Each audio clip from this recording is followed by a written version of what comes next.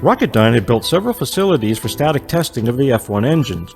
The Bravo Stand Test Facility at Santa Susana Field Laboratory was used for the F-1 components testing.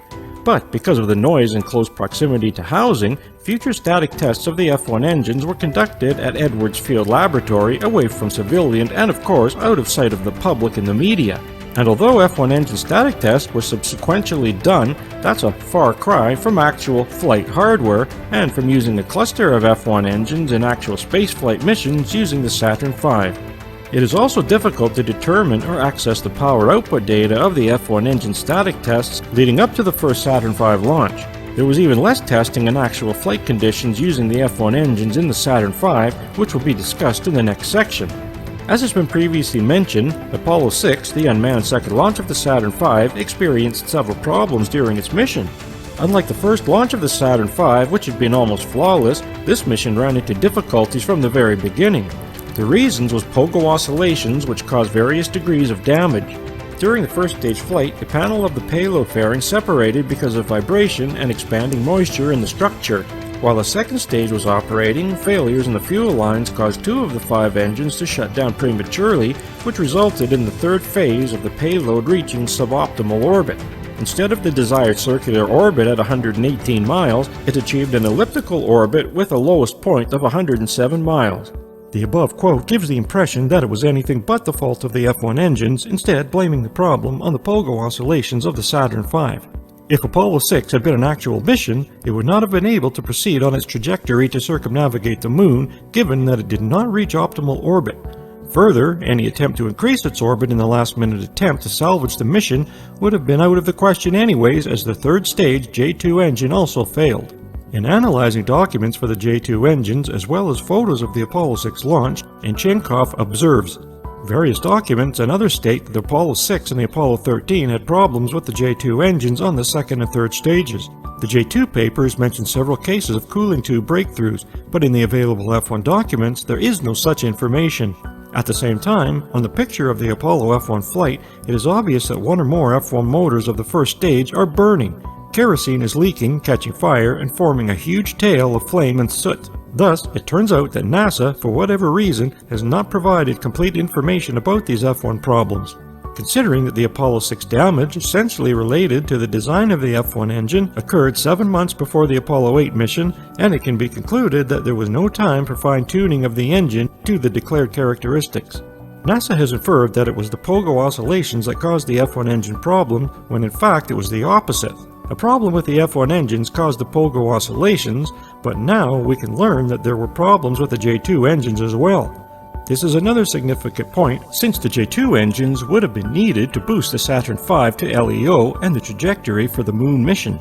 As further stated in Ivgenkov's article, NASA may have attempted to utilize the full power of the F1 and J2 engines with Apollo 6, which led to numerous problems after launch which required the reduction of power to minimize damage and prevent an explosion. The irony here is that it was most likely the design of the tubular cooling system that was responsible for the combustion chamber instability, which prevented the use of full power in the F1 engines and inevitably prevented an explosion on Apollo 6 during launch. Therefore, for a successful mission, and in the absence of problems experienced with Apollo 6, the initial thrust of the F1 engines, if they were used, needed to have been throttled back, defeating the F1 engine's stated purpose, which was to launch the Apollo hardware into low Earth orbit for a manned lunar landing mission. Any power in the F1 engines lower than what NASA has stated would have meant that there were no manned moon landings, meaning all Apollo missions outside of LEO were faked.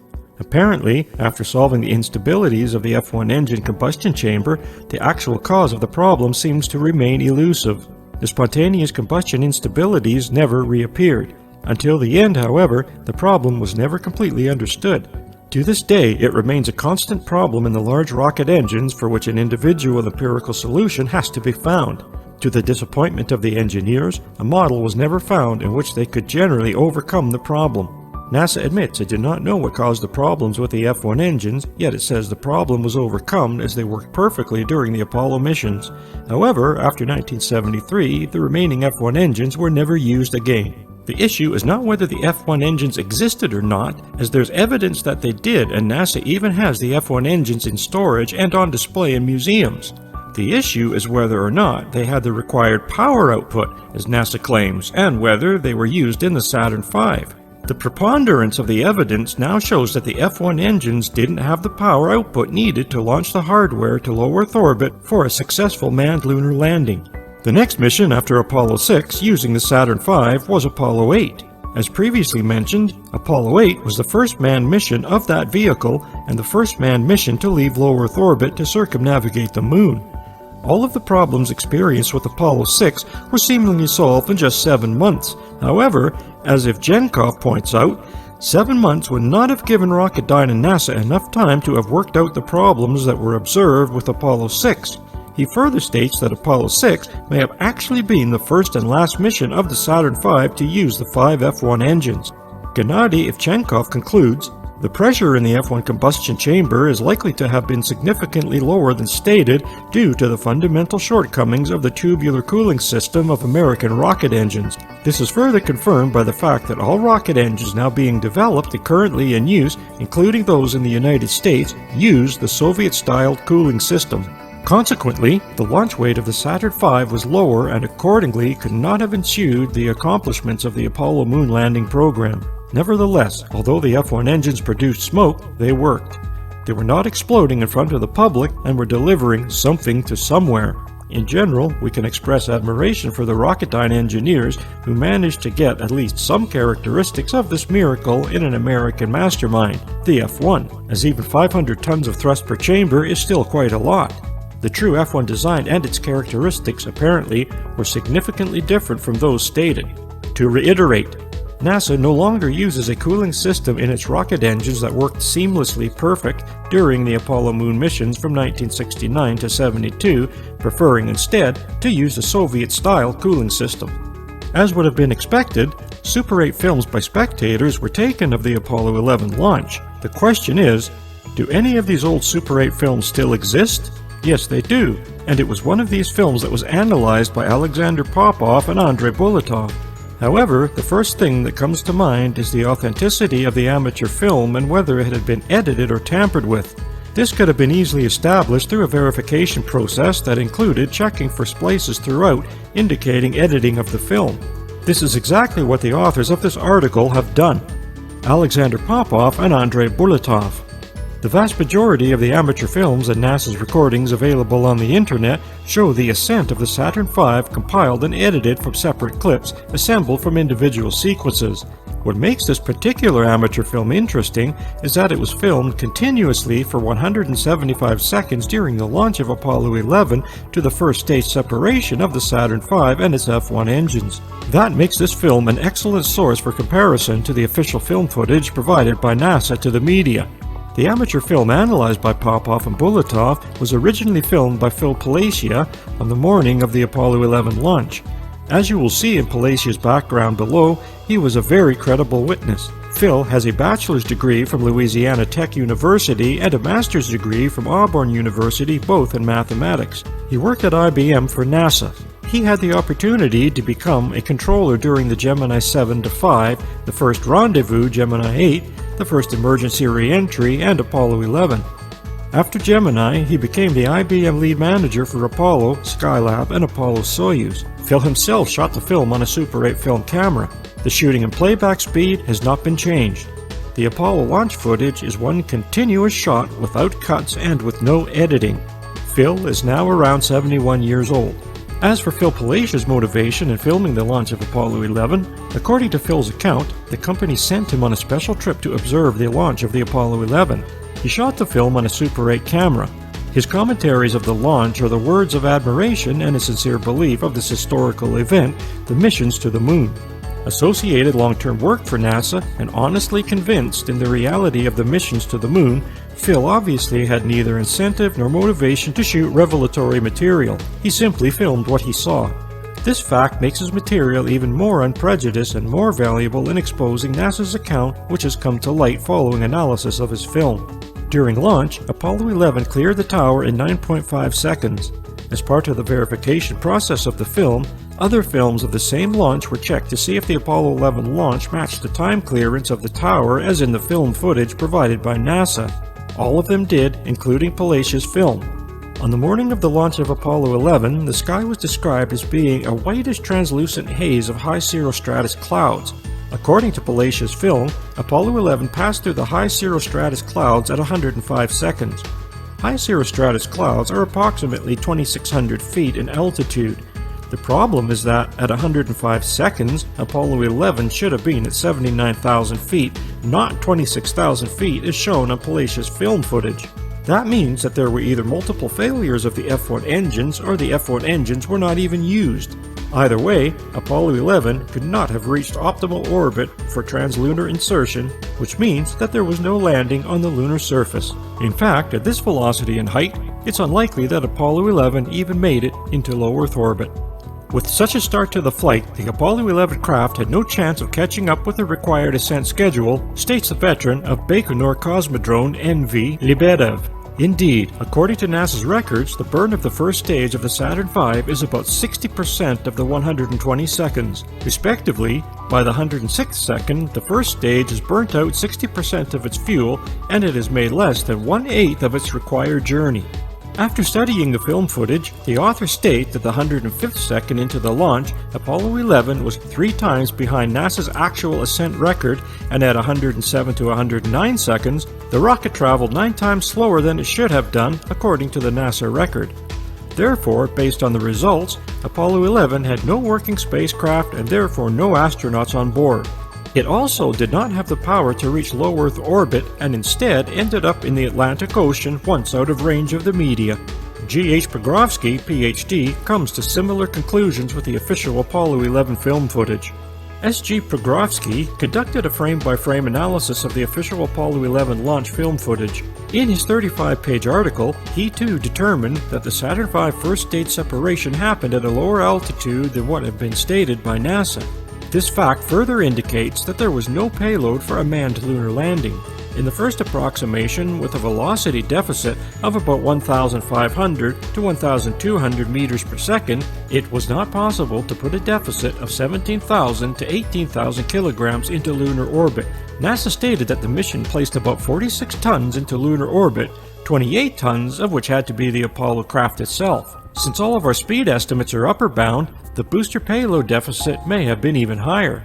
Given these obtained estimates, all arguments over what could have been achieved during the Apollo program should take into account that not more than 28 tons, including the Apollo 11 spacecraft itself, out of 46 tons, as stated by NASA, could have been placed into lunar orbit. Pogrovsky comes to a slightly different conclusion by stating that the Apollo 11 reached low Earth orbit, but as with the other scientists in this section, his overall conclusion is that Apollo 11 did not have the necessary hardware on board for a lunar landing. However, if you factor in his liberal speed, upper bound estimates of the Saturn V performance, then by inference, it is the same conclusion as the other scientists, that is, Apollo 11 had no crew and never reached low Earth orbit and instead went into the Atlantic Ocean once out of camera range. The Western scientific community has since tried to counter S.G. Pogrovsky's work with the book Moon Hoax Debunked.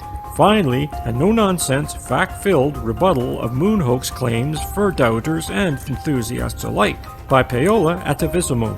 It is a book that should be read, as it is important to read both sides of this discussion.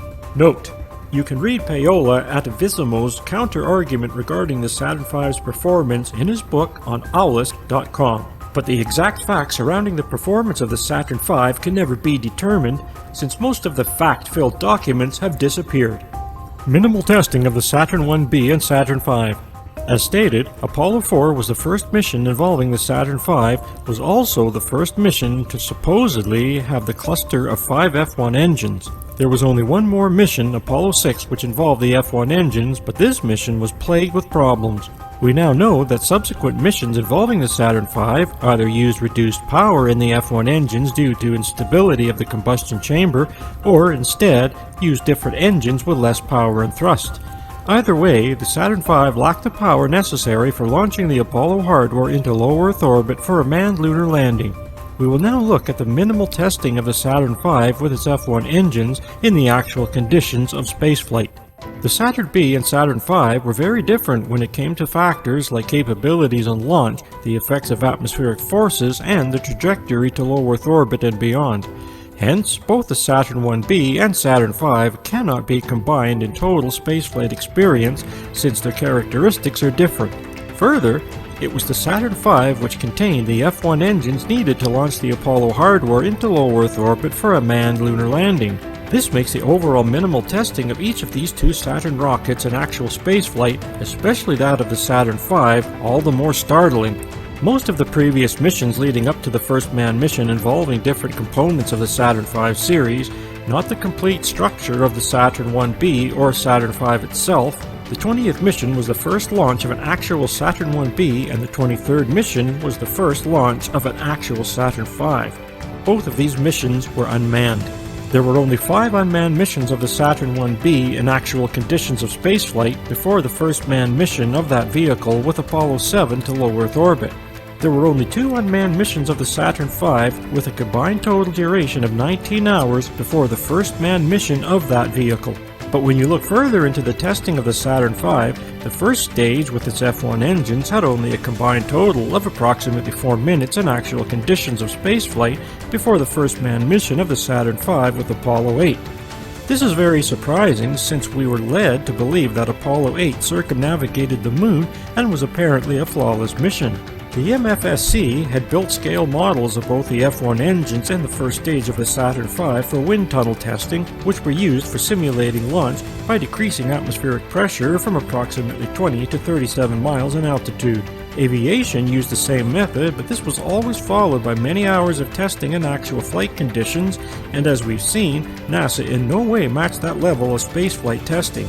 This becomes quite obvious when you compare NASA's testing of the F1 engines in actual flight conditions, which amounts to mere minutes, to the testing of each new aircraft in actual flight conditions, which amounts to hundreds of hours.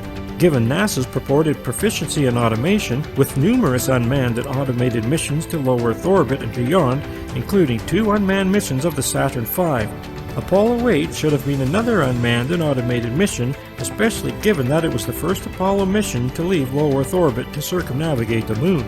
This should have been followed by further automated and unmanned missions using the Saturn V to circumnavigate the Moon in order to accumulate as much data as possible.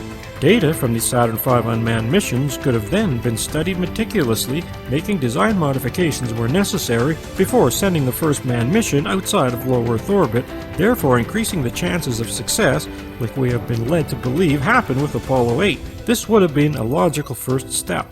NASA then could have launched a series of unmanned and automated Saturn V's complete with the necessary hardware for lunar landing, again to accumulate as much data as possible. These data from automated lunar landings could have been studied, making any design modifications necessary, increasing the success for the first manned lunar landing, as we were led to believe happened with Apollo 11. This would have been a logical second step. Although there had been unmanned landing missions on the lunar surface by both the Americans and the Soviets at that time, it is important to note that up to the Apollo 11 mission, there was nothing of that magnitude of an Apollo 11 landing. It would have made sense to have numerous unmanned and automated landings with the LM on the lunar surface, aside from computer simulations and the use of the Lunar Landing Research Vehicle, LLRV, and the Lunar Landing Training Vehicle, LLTV, used by astronauts as part of their training to simulate lunar landings. There will be an in-depth discussion of this in part 2 of this series. Software simulations were limited with 1960s technology, but as NASA claims, they had access to the AGC on the Apollo missions from Mission Control, so they could have easily practiced unmanned lunar landing procedures using the Apollo LM in the actual conditions of spaceflight before the first manned landing. In addition, there were only 4 unmanned missions of the CM and 5 unmanned missions of the SM in the actual conditions of spaceflight before the first manned mission of Apollo 7. The SM would have been a vital aspect of the Apollo missions, given that it was responsible for providing life support systems and propulsion. NASA had 2 vacuum chambers which simulated the vacuum of space large enough to test the CM and SM, but that doesn't compare to the actual conditions of spaceflight in low Earth orbit and beyond. Apollo 8, along with being the first manned mission to use the Saturn V with its cluster of 5 engines, was only the second manned mission of the CM and SM. Further, Apollos 9 and 10 don't amount to much in any way of combined experience for Apollo 11 either. One could argue that the manned Mercury and Gemini space programs should be added in terms of experience along with Apollo 7, 8, 9, and 10, which would amount to approximately 2,000 hours of experience in actual conditions of space leading up to Apollo 11. But that experience should only be applied to astronauts in terms of the human experience in space, since it didn't involve the same design and configuration of the Apollo spacecraft, nor did any of the Mercury and Gemini manned missions involving going beyond low Earth orbit. It is the actual missions involving the Saturn V that were paramount. The Saturn V, CM, SM, and LM were more complex in their design, supposedly incorporating new and innovative fly-by-wire technology. Although fly-by-wire technology was already used in the military aircraft at this time, the Apollo missions were the first to use an integrated fly-by-wire computer system. Therefore, when it came to the testing of new technologies, the same standards used in aviation should have been applied to manned space missions, but obviously this was not the case. In addition to NASA using scale models of the F1 engines and the Saturn V, they were also running computer simulations at the same time when software necessary to run computer simulations was limited. And unlike aviation, which has decades of experience behind it, NASA's manned spaceflight missions to low Earth orbit had only a few years of experience, and manned missions beyond low Earth orbit were non-existent. Chapter 3: Navigation and the Apollo Guidance Computer. Has anyone seen Earth? The Apollo mission's method of navigation was what piqued my interest and motivated me to begin my research. It was a method based on celestial navigation that had been used by ships sailing across the oceans for hundreds of years. It is one thing sailing around the world using this method with established geological landmarks and maps, but quite another when you consider the vast distance relative to our technology when making a 480,000-mile round trip in cislunar space.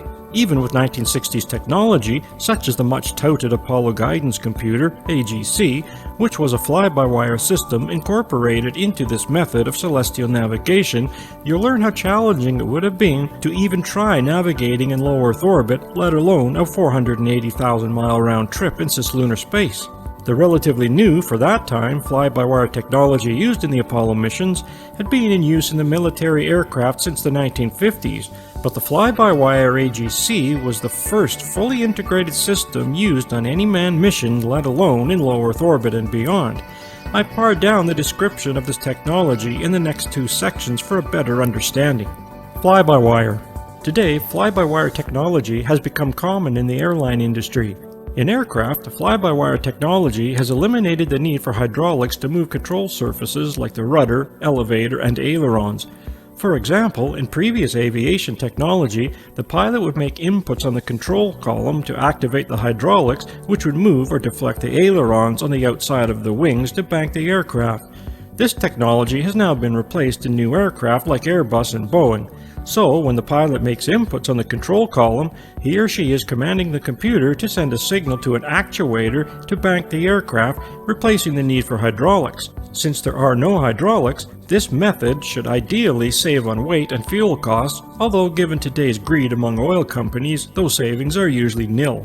The first fully integrated use of a fly-by-wire system with no mechanical or hydraulic backup system was the Apollo Lunar Landing Research Vehicle, LLRV, which was first flown in 1964 and was used for training the Apollo astronauts. The LLRV was configured to simulate the LM in 1/6 gravity for lunar landing practice. This technology was then incorporated into the Apollo spacecraft design. The LM's fly-by-wire system was tested for the first time in actual conditions in low Earth orbit with Apollo 9 in March of 1969. The second test of the fly-by-wire system in actual conditions with the Apollo 10 in lunar orbit to a descent to within 50,000 feet of the lunar surface in May 1969. Both of these missions were supposed to have been a test run for Apollo 11. Any and all anomalies with the fly-by-wire AGC managed to be sorted out in just 4 months, with only 2 Apollo missions in the actual conditions of spaceflight. The first civilian aircraft to use fly-by-wire technology was the Concorde in 1969, which entered commercial service in 1976. The manufacturers of Concorde decided to err on the side of caution and tested their aircraft's fly-by-wire system for 6 years before allowing any passengers on board. Apollo Guidance Computer. The AGC was designed by the Massachusetts Institute of Technology, MIT, and manufactured by Raytheon. Each Apollo mission had 2 of these computers, one for the CM and the other for the LM.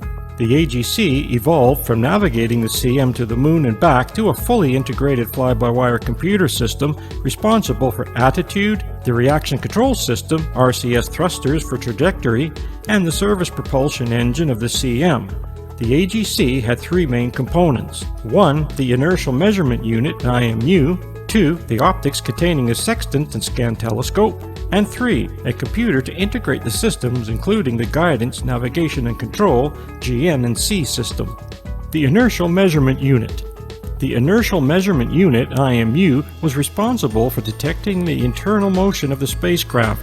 It consisted of 3 swivel gimbals which contained spinning gyroscopes to hold them in place as the spacecraft's position orientation changed. The principle is the same as the gyros installed in aircraft flight instruments, especially in general aviation, although this is now being replaced with the new glass cockpit technology, much like the airliners have been doing for the last couple of decades. For example, the attitude indicator in an aircraft is a gyro instrument with an artificial horizon as a reference for the pilot. The attitude indicator remains fixed in reaction to the ground with the aircraft moving around the instrument, therefore giving the pilot pitch, bank, and roll information.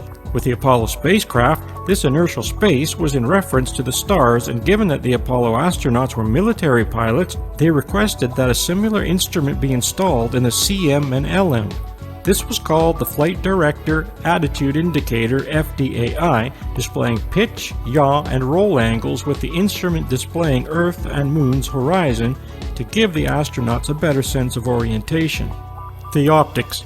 As part of the navigation system, the Apollo spacecraft had a version of a sextant called the optics, which was used by sailors for hundreds of years to measure angles between the Earth's horizon, the Sun, and the stars. It consisted of a sextant and telescope. The former was an optical instrument capable of measuring angles between 2 stars. The lens had a 1.6 negative degree true field of view with 28 times magnification and 2 lines of sight used for star sightings, one fixed called the landmark line of sight, LLOS, and one movable called the star line of sight, SLOS. The LSOS swung up to 57 degrees from the fixed line of sight and was used to bring the star sightings into alignment with the Earth's horizon. Usually, 2 star sightings would be sought out and the coordinates fed into the AGC. The telescope part of the optics had a 1 times magnification with a 60-degree true field of view. Since the optics was fixed in position, the AGC would be commanded to position the CSM for star sightings. The Command Module Pilot, CMP, would then aim the telescope at a star and line it up with the sextant. Among programs stored in the memory core of the AGC was a list of angles for 37 bright stars more easily visible to the astronauts. After the CSM was positioned, a program was selected for aligning the IMU. The CMP would then press a switch for the computer to read the angles between star sightings taken by the optics.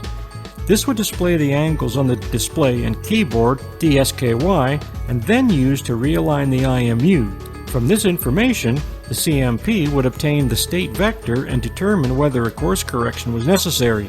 This procedure for checking the state vector was done several times on Apollo 11 on the way to the Moon and back.